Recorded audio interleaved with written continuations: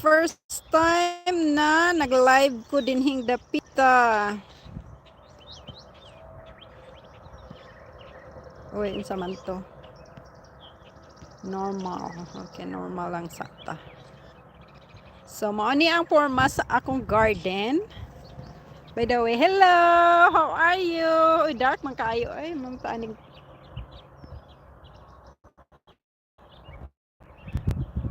It's beautiful morning. It's little cool, but it's okay. This is the looks of my garden. It's been a while na, sorry, it's shaking. It's been a while that I did not upload more about my garden because it's been busy for the past few months after my surgeries. Oh, look, this area here, the grass is growing. We live in a zone 5B in gardening season.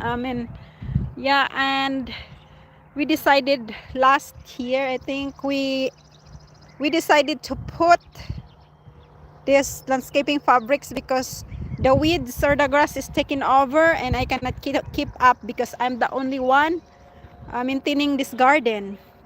So I already did, you know, prune a little bit. I did not want to prune more than 30% because I don't want trees get shocked ba ma-shock siya.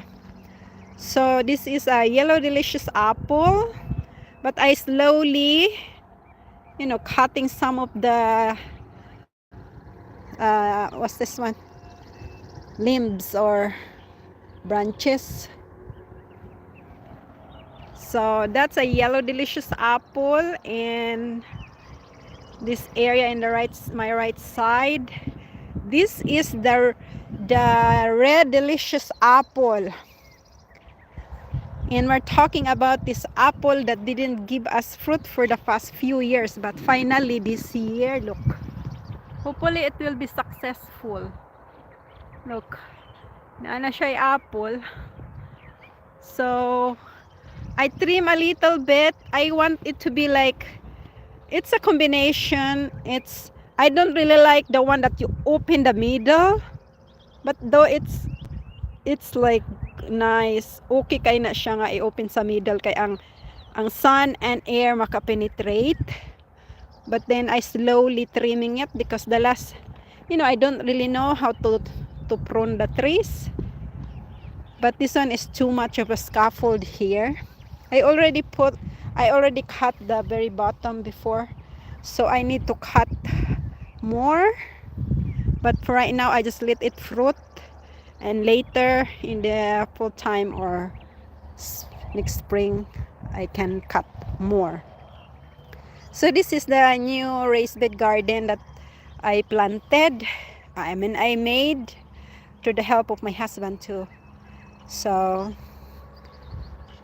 we have like 1, 2, 3, 4 raised bed, the higher raised bed garden, and this is still raised bed garden, but it's low, a little bit lower. So nectarine, I planted. I supposed to be plant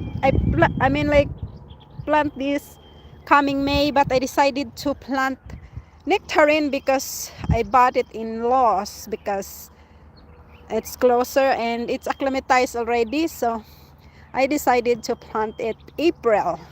So that's how it looks. And I thought like they will not survive, but look, hopefully they will. I didn't trim first. I don't want to give more stress to the tree, so I leave it that way. And maybe next time I'm gonna trim or prune, but not for right now. Maybe next year when it's established. So that's our fruit trees there. And this here I plant daylilies. There's still more vacant there. I need to plant one more fruit tree. And guess what? This peach tree here, I wasn't able to spray it on time.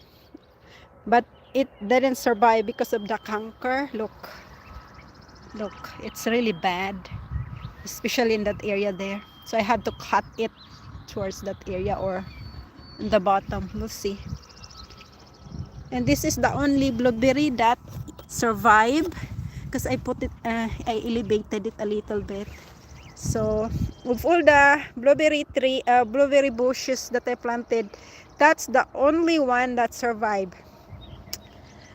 So I need to change it. Peat moss, the pure peat moss, the Canadian peat moss. It's because it's known to be like the acidic peat moss. I use the regular peat moss in the store, like the green one, but it did not work. Look, this is the one that I use, the peat moss Pro Mix. I plant it a pure, but it still didn't work in our soil. It didn't change the pH. So this is my garden for right now. It's not really, there's nothing much in there, only that I haven't planted it. Wala pa ko nagtanom ba og daghang mga vegetables kay pugno pa ba. That's honeyberry there, and that's elderberry there, and then the daylilies, the other one. So just I planted flowers there, so it's like a pollinator ba sa mga bees. So this is a cattle thing, but we decided to make it as a raised bed garden. And I just stick there that elderberry, and look, it grow. They are not hard to grow. 100% okay. And this is the small, supposed to be that spinach is planted in here. The spinach and the onions. Yeah, there's a lot of work here. I add bone meal and I till a little bit. So look, my daylily is growing good now. Look, it's still a little bit cool here. It's chilly a little bit, but it's not really that bad. I have to clean up. This one, I have that, I don't know if they're still alive. I have that white mulberry that I spread all over, 100 seeds, and it took off. So I dig it, and there's still more in there. I don't need a lot of mulberry, even it's white. There's still more, and there's still more in there. So I have to dig it because it's invasive.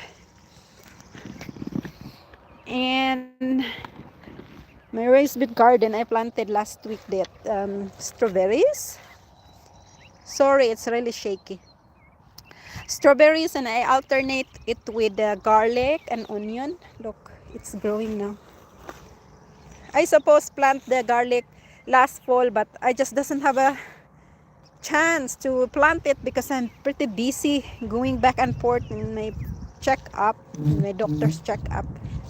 So that's my strawberry looks like. And that's called hardy. I don't know what kind of onion is that, what variety.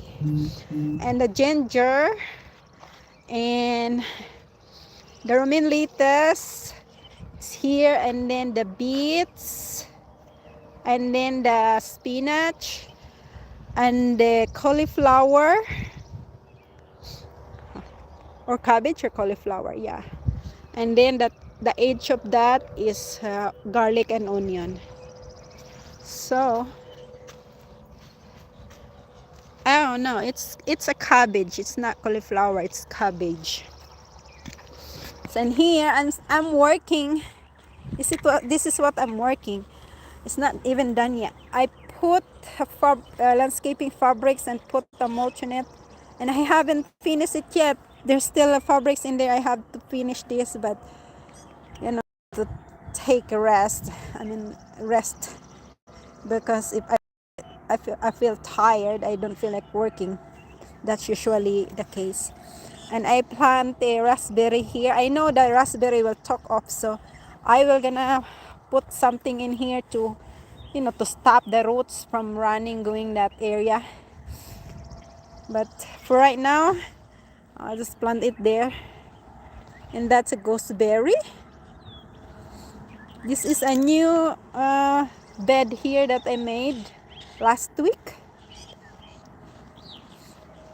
And that's an Alberta peach that the deers really liking to buy to grab it. Look, it's wounded and here, so I don't know if they will make it because it doesn't look like happy. And that's, I don't know what flower is that, the yellow flowers. It's a perennial one. And I cover another here so I can make that a raised bed so I can plant sweet potato.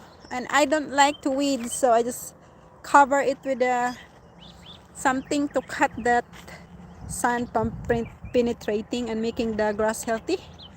And this is my plum. It's a 3rd year, I think. Yeah, this is my apple, and that's a 6. Yeah, it's a 5th year or 6th year.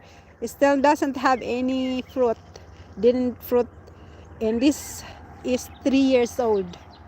I applied the LNG white method of planting, and look how tall it is. That's 6 years old, and this is 3 years old. 2 or 3 years old. See the difference of LNG white method of planting and the normal way. And there is flower already. I hope it will be successful when we can taste the fruit. This is very delicious apple, and that Fuji apple. And here I'm thinking to clean this area and cover it with the boxes so I can, plant more flowers to make it pretty. So this is my garden this year, and I will show it to you when I plant or when there is green growing in here. So thank you for watching. Bye bye.